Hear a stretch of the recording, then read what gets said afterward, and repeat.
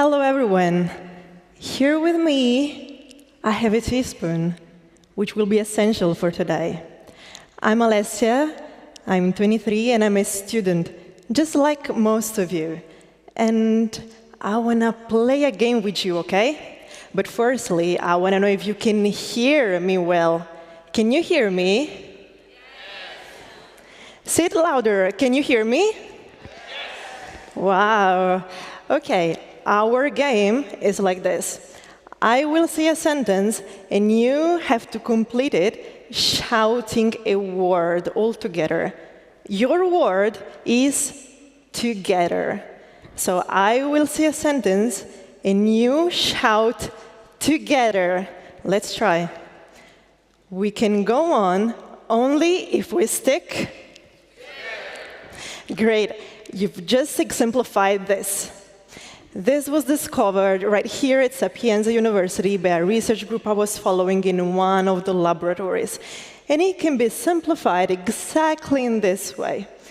We can move forward only if we stick together. Or, if you prefer another language, on ne peut avancer qu'en restant ensemble. Or maybe it's better, wir können nur weitermachen, wenn wir zusammenbleiben.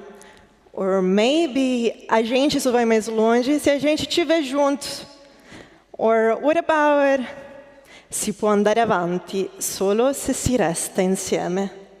We could say it in every language of the world, but when we are together, we move forward. We survive longer. And here, the white column represents mice that were living together with many other mice in the same cage, as opposed to the black column. It was discovered that the former survived more. And if they got sick of these different types of tumor cells derived from a brain tumor, a glioma, well, the white column mice had a tumor that, as you can see, grew more slowly. That was mind-blowing. 4 years ago, I was at the beginning of my international medical course at university, and this laboratory experience left me astonished. I treasured the results this team shared with me, and 3 months later, when I found myself doing cancer research in Sorbonne University in Paris, I kept this in mind, and I got into something like this. In Paris, I attended as many events as possible, as you can see. I wanted to be with other people because I remembered that it was essential. But at a certain point, all my certainties crumbled. I had spent all my life learning about world cultures and the languages we heard earlier, and I love languages, being a polyglot. But one day, I realized I was missing the most important language, the emotional language. We spend a whole lifetime meeting new people, but often we miss the crucial encounter, the one with ourselves. Isn't that a paradox? I realized this one day when I was living in Germany. I was in an exchange program. The professor entered the classroom and said, if anyone truly knew themselves, we wouldn't have any more wars in the world. I didn't believe any single word of what he said. He was a psychotherapy and psychiatry professor at the course of medicine, and I had come to Germany with a world of prejudices about psychotherapy, labeling it as something for serious problems.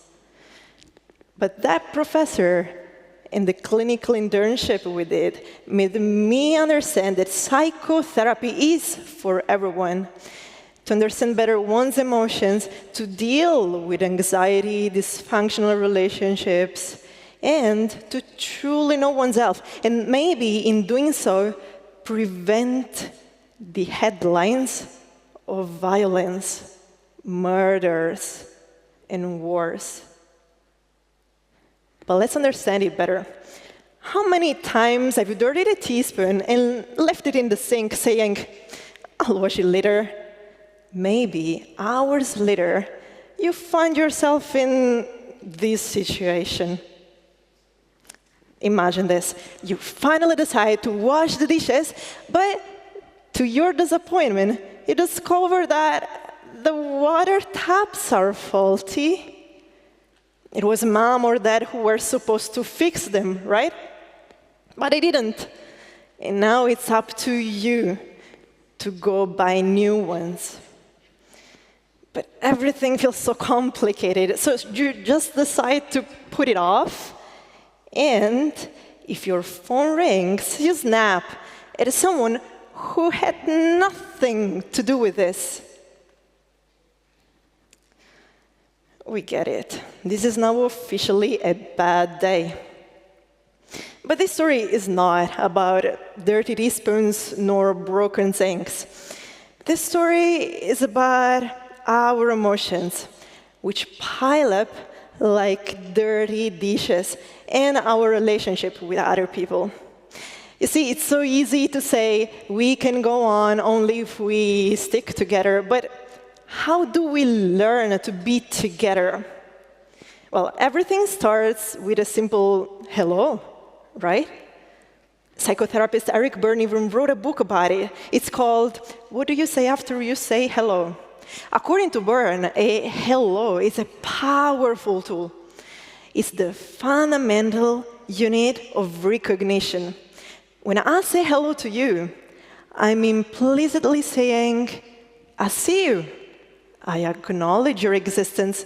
You are here. And if I never say that, over time, you might start feeling invisible.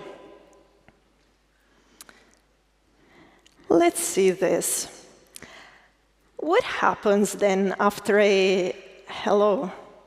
Well, things can always go wrong. Have you ever been interested in someone you had just met, but that person was not really into you? Maybe you decided to chase them while they kept rejecting you. Have you ever wondered, was I fighting for love or just to win? Was I trying to escape the shame of rejection? Or have you ever heard of those people who really can't live without their partner, so they create an all-consuming relationship, one that engulfs the other person, where breaking up is impossible to accept? Because if the other person becomes like an extension of your own body, then the breakup would feel like amputating an arm, leaving you like you're dying, with a sense of emptiness that may recall something from your childhood. You see, there's so much behind our behaviors, and many of them are deeply connected to our relationship with our parents. Let's understand more. 1969, Johns Hopkins University, Baltimore, researchers decided to investigate how human bonds are formed, starting from the mother-child relationship. Nowadays, we know that this theory by Mary Ainsworth is just one of the many that we have. We must always keep in mind that every person is a fascinating universe of complex stories and experiences. But now, let's try to dive into this theory that was among one of the first ones ever made about attachment. The experiment was like this. Imagine a room with a mother and her child. How would the child react if the mother left? Researchers identified some behavioral patterns. The secure attachment. The mother leaves, so the child cries, but then welcomes her back when she returns. The anxious attachment. The child couldn't stop crying even when the mother came back. And then the avoidant attachment. The child didn't want her mother when she came back. And later on, also the disorganized attachment was identified. The child was confused when the mother came back. According to those researchers, these 4 behavioral patterns could actually shape the way we behave in our relationship. secure, anxious, avoidant, and disorganized. There's so much behind our behaviors and behind our relationship with our parents. After all, they are the first people we see loving or not loving. And they are the ones from whom we should receive our survival manual. Their presence or absence tells so much about who we are. That's why in the clinic in Germany, we used to ask patients seemingly odd questions like, are you hungrier of your mom or your dad? And I ask you, are you hungrier of your mom or your dad? Are you the youngest or the eldest child? Did your parents used to knock before entering your room at home? But this story is not just about teaspoons nor water taps. Believe it or not, but what we experience is even influenced by the company that made the sink. What does that mean? The company that made the sink matters in this story because our emotions and our behaviors and what we experience could also be influenced transgenerationally, meaning from one generation to the other. 2013, it was shown on an article that you can read on Nature Neuroscience that mice that approached and smelled fruit and used to do it over time while being exposed to electric shocks developed a fear of fruit and never again approached it. That's logical, right? But the thing is that even the offspring of these mice had the same behavior. The offspring was born after and had been separated from the parents in order to avoid any form of communication. And even the grandchildren of the first mice had the same behavior and the same fear. There was a transgenerational experience, as if traumas could be passed down from one generation to the other, because, in this case, of epigenetic modifications. So we can ask ourselves, who am I then? Am I following a script written by someone of my family? Do my fears or any of my dysfunctional patterns come from them? And how do I break free from all this and be my true me?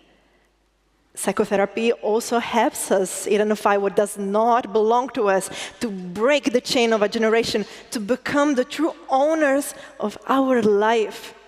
It helps us understanding our emotions. Fear and all other feelings send us signals and are important, and they exist. Beware of those who say, it's all in your head.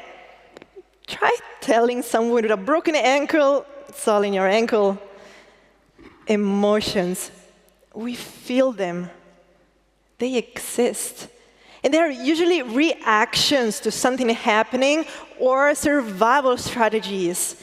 So we have both the right and the duty to avoid ruining our lives and the ones of others, to take care of them, to notice them, and never judge them. Because every emotion has got a meaning and a cause. Nothing is senseless. In the clinic in Germany, we had a patient, a guy, who used to shout, I am the Son of God. I am the Son of God. Just after a deep exploration of his past, do we understand what he really meant? He told us that his biological father had abandoned him. His adoptive father used to abuse him. And he had come to the conclusion that the only father he could belong to and at the same time be safe with was God. Everything made sense. That's why it's so important to keep in mind that we should never judge other people, because we don't know what's happening or what happened in their lives. Wouldn't we all feel a little better if we took better care of our emotions? What if all this was actually taught in schools? You see, we always take care of our physical health, but often we forget our mental health. And we have proof of this. In our medical course, we often recall something that happened during the beginning of the last century and a little bit before, when humanity saw a huge rise in life expectancy from 40 to 7 years old. And that was because of two things for our physical health: a public initiative, mass vaccination, and an individual initiative, hand washing. So isn't it time to start washing our emotional teaspoons? That's why we need also a public and an individual initiative also for our mental health. Let's talk about the public. We need free psychological service for everyone, just like a general practitioner. And some free services have been already adopted in Germany. And then we need emotional education in schools at all levels, starting from the kindergarten. I've thought so much about emotional education. I knew we needed a change, but how could I take action? So I started giving talks in schools about emotions and respecting boundaries. And then unexpectedly, I was selected to coordinate the European Student Assembly, which meets at the European Parliament. I am the coordinator of a panel on mental health, and I represent my university at the Assembly, where international students from all over Europe and young change makers meet for months to draft policy recommendations to be presented to parliamentarians and to society. It's been amazing, but it's not enough. Not just Europe, not just one hemisphere, but the entire world must become more aware of how important it is to take care of our emotions. And we don't need to talk about it just in parliaments. We need everyone's participation. That's why we need also individual initiatives. Everyone should truly know themselves. I want every one of you each morning in front of your mirror to tell yourself, hello, I see you. I acknowledge your existence. And remind yourself that with you, I can move forward. Or if you prefer, avec toi, moi, je peux avancer. Or in any other language that you want. Because we don't need anything or anyone to complete us. Any human relationship is about understanding and respecting other people's boundaries. Any interaction is about co-living, not living through the other person. And we all have the power to take control of our life. We all have the power to take our life into our hands, just like a teaspoon.